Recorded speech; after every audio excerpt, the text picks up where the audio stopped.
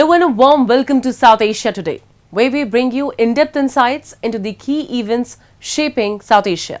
I'm Shivangi Mishra and here are today's top stories. Kakani village preserves Rajasthan's rich crafting heritage. Nepal launches nationwide HPV vaccination for young girls aged 10 to 15.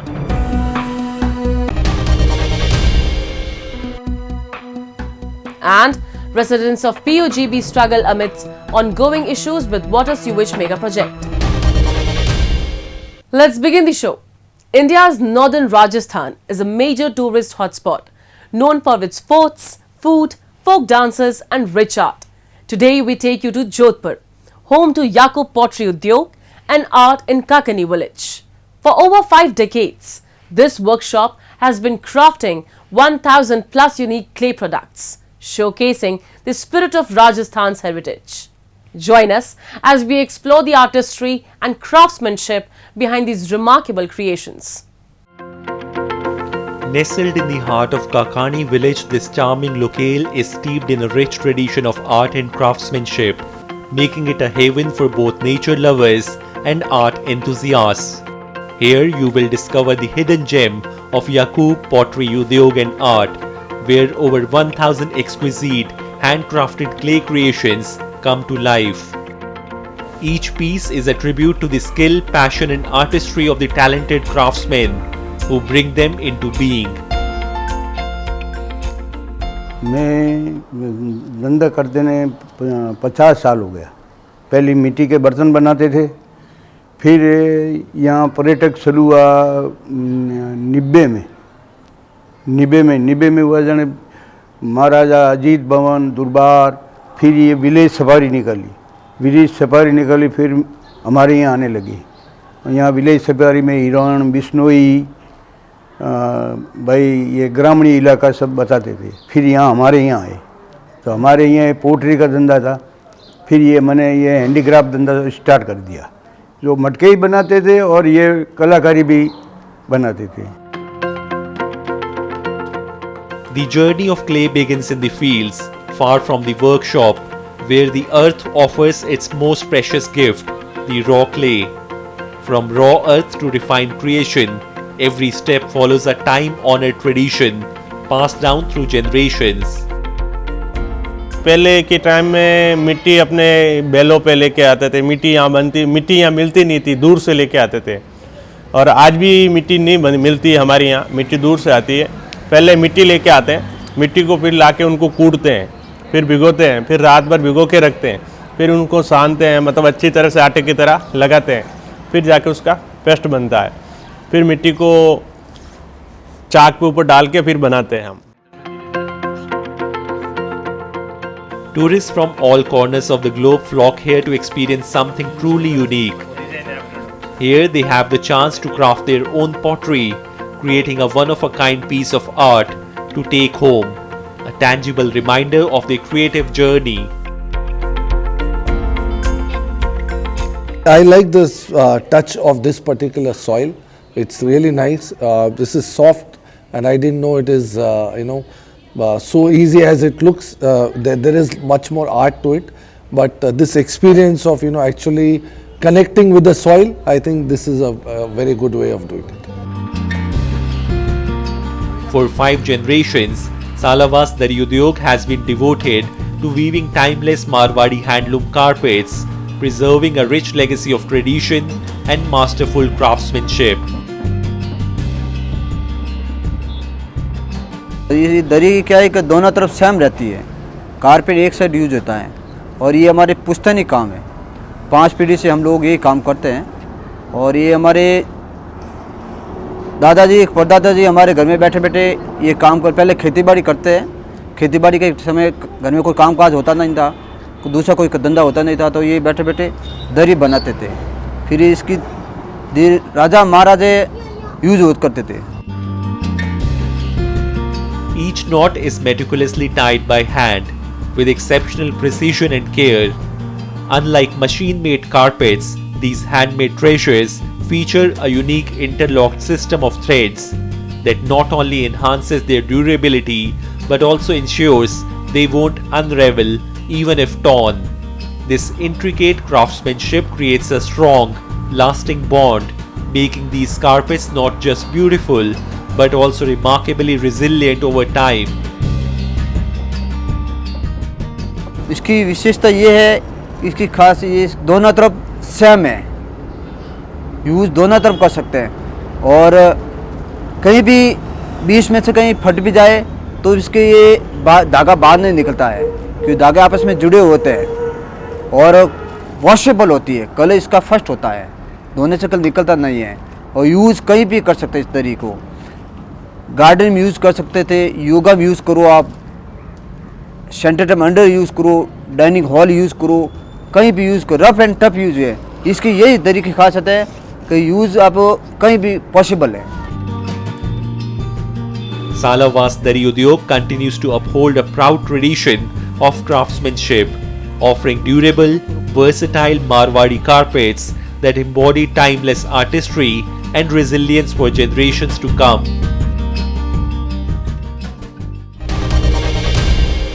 Moving on. Nepal has launched a nationwide human papilloma virus immunization drive targeting girls aged 10 to 15 starting on February 4th, World Cancer Day. Following WHO recommendations, a single-dose vaccine will be administered to both school-going and out-of-school girls, aiming to curb cervical cancer and boost public health efforts across the country. We have a report. Nepal has launched a nationwide immunization campaign against human papillomavirus (HPV), focusing on schoolgirls aged 10 to 15 years. The vaccination drive, which began on February 4th, aims to administer a single dose of the HPV vaccine to both school-going and out-of-school girls aged 10 to 15 years. The decision to provide a single-dose vaccination follows the recommendations of the World Health Organization and the National Immunization Advisory Committee, a panel of experts in the country. पाठेघरको मुखको cancer HPV जुन human papilloma भाइरसले गराउँछ जुन cancer त्यसको विरुद्धको लागि चाहिँ नेपाल सरकार स्वास्थ्य तथा जनसङ्ख्या मन्त्रालय, स्वास्थ्य सेवा विभाग र परिवार कल्याण महाशाखाले चाहिँ यो भ्याक्सिन वितरण गरेको हो सर। यो चाहिँ अब कक्षा 6 देखि 10 कक्षासम्मको छात्राहरू र विद्यालय नजानेको हकमा चाहिँ 10 वर्षदेखि 14 वर्षको नानीहरूलाई चाहिँ यो खोप लगाइन्छ। Human papillomavirus (HPV) is a viral infection transmitted through skin-to-skin contact and is a primary cause of cervical cancer. Cervical cancer is the second most common cancer in developing countries and a leading cause of death among Nepali women, with hundreds of new cases reported annually. मलाई चाहिँ राम्रो भइरहेछ, म चाहिँ ढुक्क छु किनभने यो खोपले पछि हामीलाई प्रोटेक्ट गर्छ जस्तो लाग्छ, त्यही भएर ढुक्क छु। Last year, Nepal procured 20,000 doses of HPV vaccine and administered them to approximately 9,000 girls aged 14 to 15 across all 7 provinces. The vaccination has given in 2 doses over a 6-month period. The WHO Strategic Advisory Group of Experts on Immunization, SAGE, found that a single-dose HPV vaccine offers protection comparable to multi-dose regimens against cervical cancer. Several countries, including Bhutan, Sri Lanka, Thailand, and the Maldives, have implemented nationwide HPV vaccination programs, while India and Indonesia have introduced them in select districts. Now we take a look at some happenings in Asia in a segment called Asia Watch. Bhutan King Jigme Khesar Namgyel Wangchuk visited the Mahakumbh Mela or Great Pitcher Festival, one of the world's largest religious gatherings in northern Prayagraj city this week. Bhutan King prayed at Sangam, the bank of a confluence of 3 sacred rivers, Ganga, Yamuna and the mythical Saraswati, believed to flow underground, and performed rituals. The Kumbh Mela, held every 12 years, is expected to draw some 400 million devotees in 2025, officials estimate.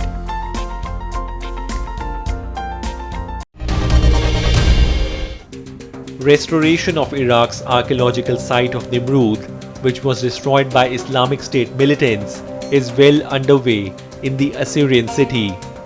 The Mosul Antiquities Department, in cooperation with and supported by Smithsonian Institution Research Institute in the United States, is working to reassemble the damaged artifacts and restore them to their original state, according to Mosul Antiquities Director Ruwaid Mohammed.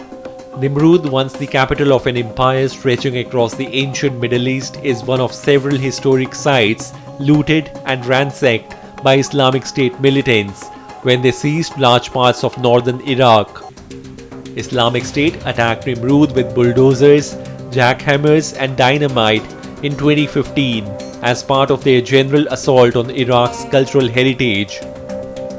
Iraqi military forces retook the 3,000-year-old site on the banks of the Tigris River early in their campaign to drive the jihadists out of Mosul, which lies about 30 kilometers or 20 miles north. Restoration and reconstruction work are ongoing. Previous phases included cleaning, searching for stones, and collecting fragments.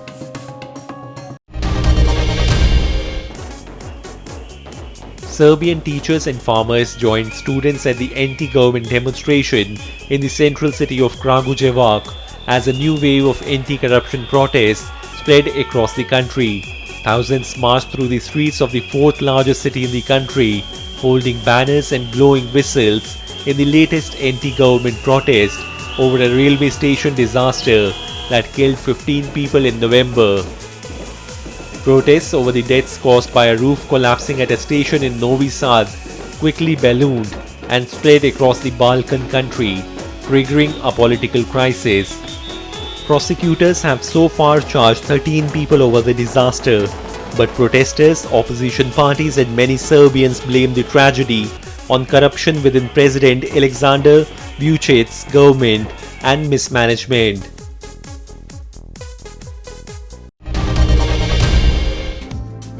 OpenAI CEO Sam Altman and SoftBank Group's Masayoshi Son met Japanese Prime Minister Shigeru Ishiba in Tokyo this week after agreeing to set up a joint venture to offer artificial intelligence services to corporate customers. The joint venture SB OpenAI Japan will be owned by OpenAI and a company established by SoftBank and its domestic telecoms arm. The Japanese investment giant will also pay $3 billion annually to use OpenAI's technology across SoftBank Group companies. Sun's backing for OpenAI reflects his re-emergence as an investment force after a period of retrenchment sparked by the falling value of SoftBank's tech portfolio and a series of high-profile stumbles.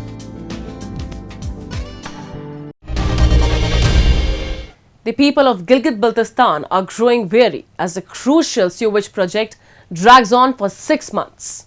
What began as a hopeful promise of progress has turned into a source of frustration and hardship. Daily life is increasingly challenging and the community is left grappling with the impact of government inaction on their well-being. The residents of Gilgit-Baltistan are now bearing the consequences of their government's neglect, as a long-awaited mega project has been ongoing for the past 6 months. Initially filled with excitement and anticipation, the community now faces numerous challenges due to the disruptions caused by the ongoing war. What was once a hopeful endeavor has turned into a source of significant frustration. इस वक्त जो है पूरे गिलगित के अंदर mega project है हमारे यहाँ पे सीवरेज सिस्टम का, जो कि नगर कॉलोनी के अंदर भी चल रहा है। इस हवाले से आपको पता है कि पिछले जो है तकरीबन 6 महीनों से ये काम जारी व सारी है।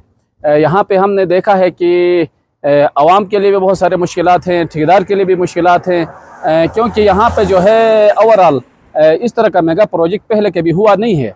तो यहाँ गिलगित के अंदर पहली दफ़ा हो रहा है, तो यह मुश्किलात का सामना करना हो रहा है आवाम को भी, ठेकेदार को भी।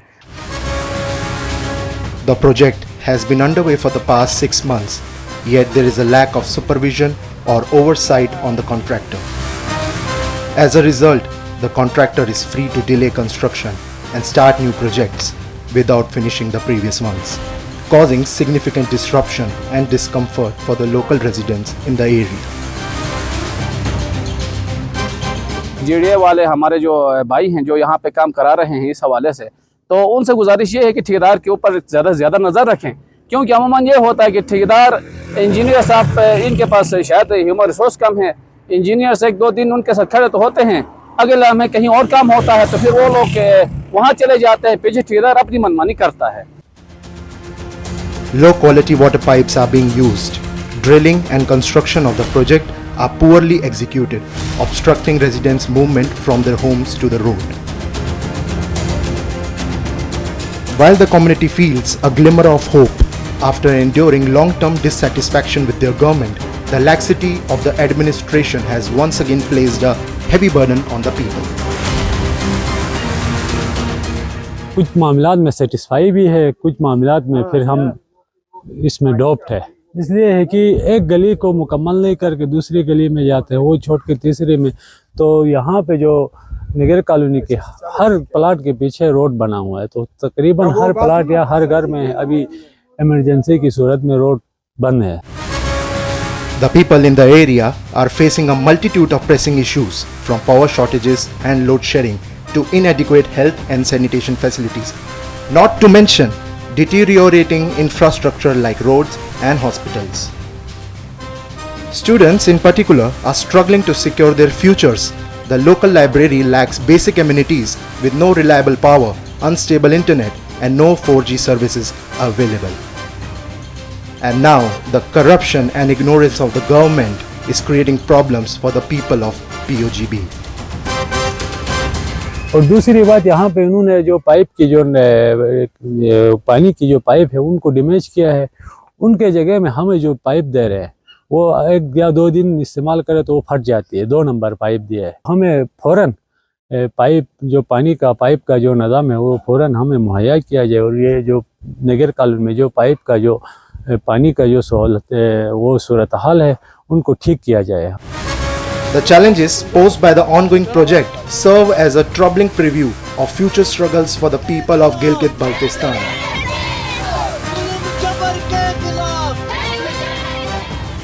Without effective government oversight and accountability, residents fear that their hardships will only continue to deepen.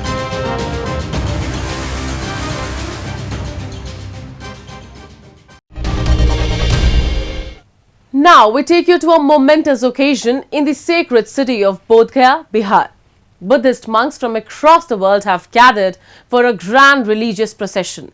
Accompanied by vibrant folk dancers, the monks have brought out the revered ashes of Lord Buddha and his 2 prominent disciples for public display. Devotees from far and wide have come to witness this divine spectacle, seeking blessings and spiritual solace. Buddhist monks from several parts of the world converged at Bodh Gaya, the pilgrim city in India's eastern state of Bihar, to participate in a religious procession.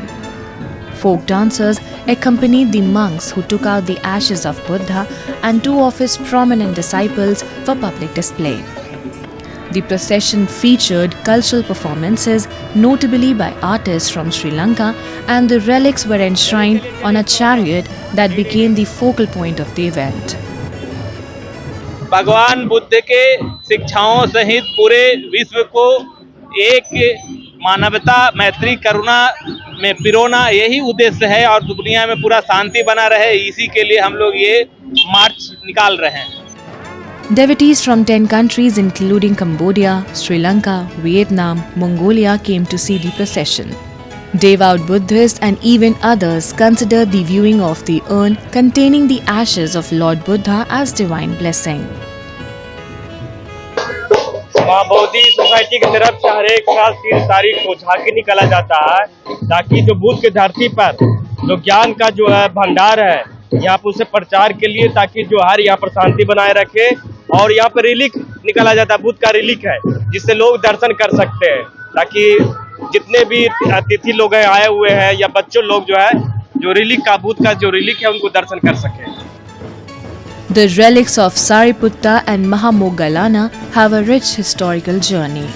Originally unearthed in Sanchi, they were later moved to London, then Sri Lanka, before finally reaching Bodh Gaya in 2006.